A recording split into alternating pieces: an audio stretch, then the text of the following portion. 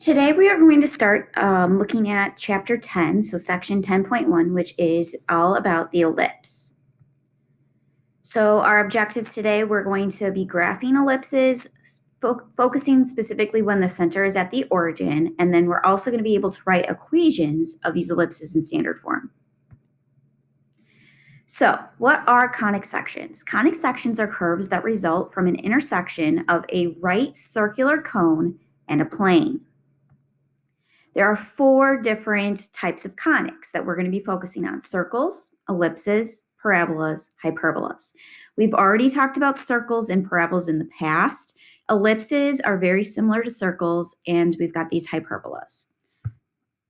So these are the shapes. Notice that when we're looking at how the shapes are being created, so to get a circle, we specifically focus on one cone and we draw the plane, we intersect that plane nice and horizontally through that one cone in the middle.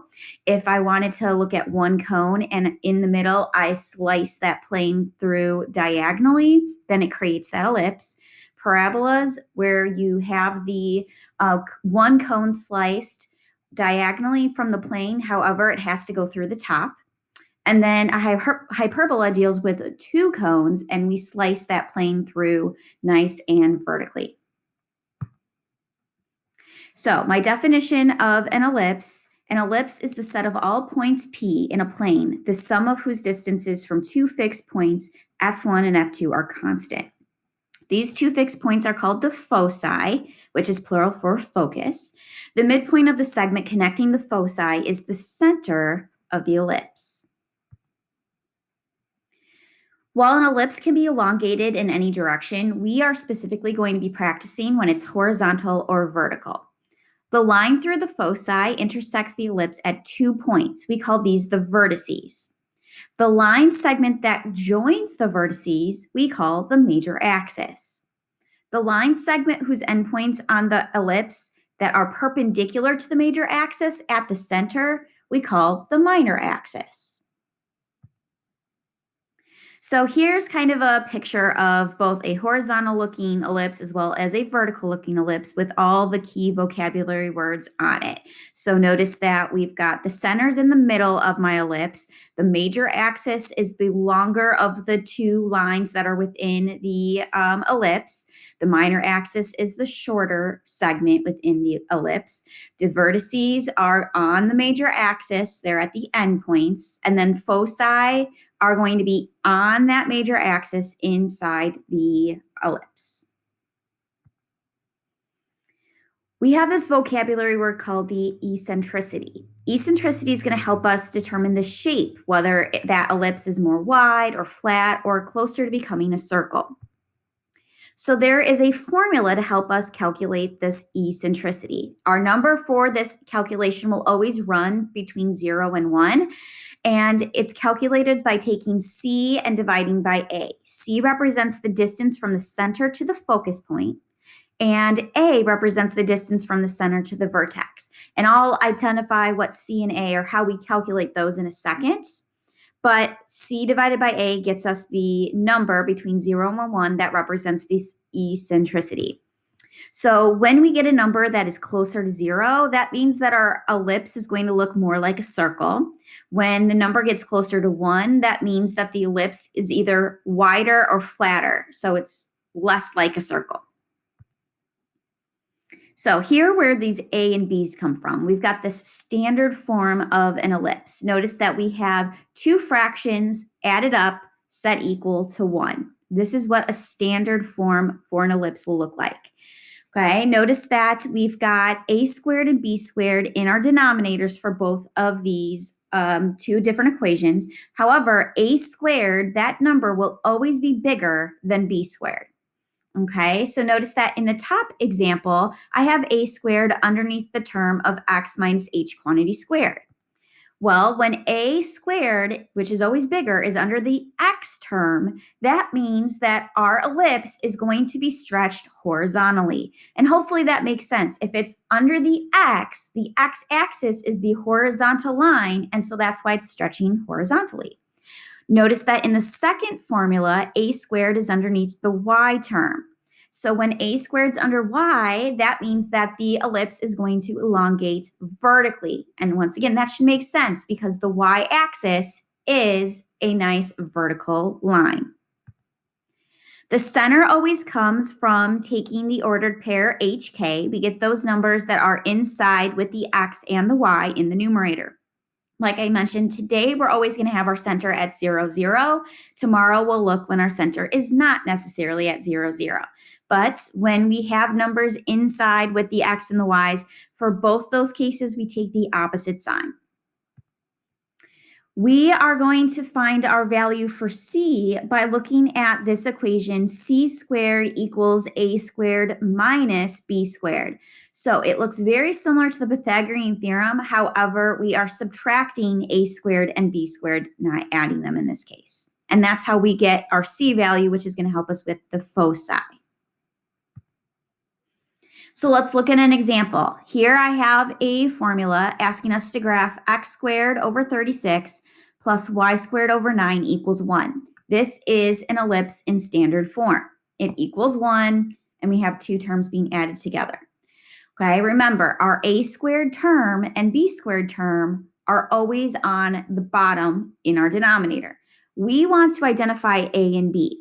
So these terms are being squared in our denominator. And remember, the a squared term is always the bigger term. So 36 is bigger than 9. A squared is 36. If I just want a, I have to take the square root. And so a is 6. That means that b squared is the smaller of the two numbers. If b squared equals 9, to find b, I'm going to take the square root of 9 is 3. Remember, to find c, we have the formula that c squared equals a squared minus b squared. So c squared is going to equal 36 minus 9. When I subtract those, I'm going to get c squared equal 27. I just want c, so I'm going to take the square root of both sides. And so my c value is going to be, when I simplify this, because remember that's 9 times 3, 3 root 3. Is going to be my value for c. Okay, my center comes from looking at the numerator, and notice that in my numerator, I don't have any numbers being added or subtracted with the x and the y terms, and that's why I said today our center is always going to be at 0, 0. Nothing's being added or subtracted from those x and y terms. Notice that my bigger number 36 is under the x squared term. So another quick reminder, that means that we are going to be having a horizontal ellipse, okay, because it's running longer across the x-axis because the bigger number is over the x value. Okay, so that means that our major axis, which those endpoints are a part of the way that the shape is going. The major axis is the longer stretch. Well, I know that that's going to be dealing with the x values. And in an ordered pair, x is always first. So since my center is at 0, 0, the a value is going to get added on to the x value of the center. So if I add 6 onto 0, that means that 6, 0 is one of the endpoints of my major axis. I'm going to have to do it the opposite way as well. I'm going to have to take my center value for x, and I'm going to subtract a as well. 0 minus 6 gives us negative 6. So negative 6, 0 is the second ordered pair for this major axis endpoint. My foci are always on the major axis. And once again, because I know that I'm going horizontally, I'm going to take my value for c, which represents that major, which my foci are on my major axis. I know that it's an x value that I'm going to have to add on to my center because the foci is always the same distance from the center. So similar to what I did with the major axis, I'm going to be adding and subtracting 3 root 3 from 0, the first number in that ordered pair. I'm going to kind of combine them together. 0 plus 3 root 3, 0 minus 3 root 3 tells me that the very first number for each of my foci is either a positive or a negative 3 root 3. But that second value for my center, that didn't change, so that was still 0. My eccentricity, remember, is always c divided by a. Well, C is 3 root 3. A is 6. I get to simplify this down. I get to reduce 3 and 6, reduce down to where it's the square root of 3 over 2 as my eccentricity. Notice how that number, if I was to actually make it a decimal, would be a number between 0 and 1.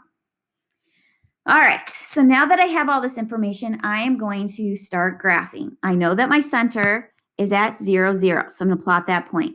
My major axis, which runs left and right, go from negative 6, 0 all the way to positive 6, 0. Technically, I could have identified what we call a minor axis that deals with your B value. Okay, so that's going to then be dealing with the y's, how far up and down I move on the y-axis from my center. Since it's 3, that means from the center, I want to move up 3 to be at 0, 3, and from the center, move down 3 to be at 0, negative 3. That creates the shape of my ellipse. Okay, and then the only other thing that I want you to do is I want you to go ahead and also kind of estimate where the foci is. Okay, so remember 3 root 3 moving to the left and to the right. That's going to be pretty close to the major axes. Okay, so if I forgot to bring my calculator, hold on, let me calculate this. If my calculator's not working.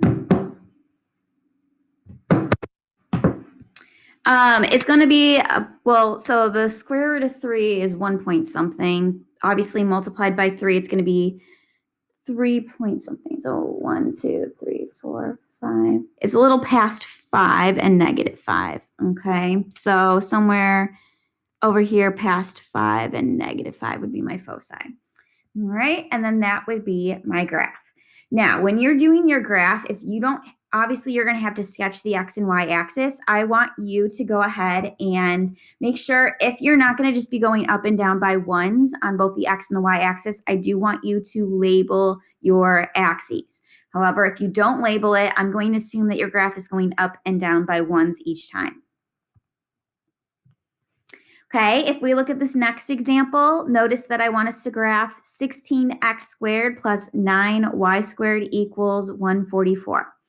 This is not in standard form, because standard form, I always want my equation to equal 1. And right now it equals 144. So in order for us to fix this, I'm going to have to, obviously if I want that to equal 1, well, I'm going to have to divide by 144. And if I do that on the right, I'm going to have to do that to every single term on the left-hand side as well. Okay, so I'm going to simplify this down. Well, 16 and 144, that's going to reduce. And so there'll be x squared on the top, and that reduces down to 9 on the bottom. Okay, when I then simplify 9 over 144, that's going to reduce down then to where there is 16 in the denominator. And the whole point was because I wanted it to equal 1. Now that I have it in the standard form, we want to identify the bigger number. Notice that the bigger number is over here. That represents my a squared term. So take the square root of 16, and that tells us that a is 4. That means that 9 is representing the b squared term. Take the square root of 9, and we get 3 for our b value. And then once again, to find c, I know that c squared equals a squared minus b squared. So I'm going to take 16, subtract 9 from it. C squared then is going to equal 7. I'm going to take the square roots, and so then just square root of 7 would be c. Because there are no numbers in the numerator with the x's and the y's, that means that my center is at 0, 0. Notice that my bigger number is underneath the y. So that tells us this time we are going to have a vertical ellipse, okay? It's going to be elongated vertically. So that means that that affects the y values rather than the x values. So to find your foci, which deals with the value for c, I'm going to be adding and subtracting that on to the second number in my ordered pair of that center. So that means that the center still starts at 0, foci still at 0, but 0 plus the square root of 7 and 0 minus the square root of 7 gives us our two values for our foci to be both positive and negative square root of 7 in the second half of our ordered pair. And so same idea with the major axis. It's going to be dealing with the second half of the center. And so because A helps us find that, I'm going to be adding and subtracting 4 onto the second number in my center. So it'll still be 0, but I'm going to have a positive 4, and I'll have a negative 4 for the second half of those ordered pairs. Eccentricity, once again, is C divided by A. So C is the square root of 7. A is 4. That does not simplify any further, so that would stay our eccentricity. All right, so now if I go ahead and graph, I'm going to have my center at 0, 0. I know that up 4 and down 4 on the y-axis would be my endpoints of the major axis. Remember to find then the other two ordered pairs, we look at the b value. That's going to now deal with the x's, so that's on the x-axis. So 3 to the left and 3 to the right would help me finish the shape of my ellipse. All right, and then I want to kind of estimate where that foci is in my graph. Okay, so if you take the square root of 7 and approximate that, that's going to be 2 point something. So it's going to be a little bit past 2, but remember it's on, and it's going to be at negative 2 point something, but it's going to be on the major axis. So in this case, like I said, because it is the second half of the ordered pair, it's going up and down. And there's my graph. All right, last thing, I want us to find the standard form equation given this picture, and I also want us to identify where the location of the foci is. Okay, so notice how this happens to be more vertical than horizontal. So hopefully we're okay with the fact that my bigger number as far as my A, my B, my C, so A, B, and C are something that we're going to have to identify. A squared is always going to be under the x or the y, which represents how the ellipse is elongated. So in this case, it's going to go under the y. Okay, notice that over here, I'm up at 4, and down here, I'm at negative 4. So what's halfway between 4 and negative 4? Well, 0. And notice that same thing on the x-axis, negative 2 and positive 2. What's halfway between there? Well, 0, 0. So I know that my center is at 0, 0, which means that there are not going to be any numbers with the x squared terms in the numerator and the y squared terms. So I can just leave that as x squared and y squared. To be in standard form, I want it to equal 1. Okay, so remember, my A value is going to be bigger than my B value. From my center to the end point, that's going to represent our value of A. So notice that my distance from 0 to 4 would be 4. And because that is going up and down, square 4, and so 16 is going to be the bigger of the two numbers, and that's under the y squared term. If I look then at the distance from the center horizontally, I see that that is a distance of 2. That's my B value. So square that, and that gets us 4, and that's the number that will be underneath the x. So there is my standard form equation. The last thing I want is the location of the foci, and I need my C value for that. So remember, we're taking A squared minus B squared to get C squared. So C squared is going to equal 16, which is A squared, minus 4, which is B squared. Okay, 16 minus 4 is going to give us 12. And when I take the square root of that to get C, I'm going to have to reduce and simplify. Notice that 4 and 3 go into 12. 4 is a perfect square, so 2 root 3 is my value for C. And so because I know that my foci have to be located on the major axis, which deals with the A value, I know that from my center, I'm not going to be moving horizontally. I'm moving vertically. I'm going to be moving up and down from that second number of 0, the value of C, which was 2 root 3. So here are my two locations for the foci. All right, so that's us graphing and us writing equations in standard form.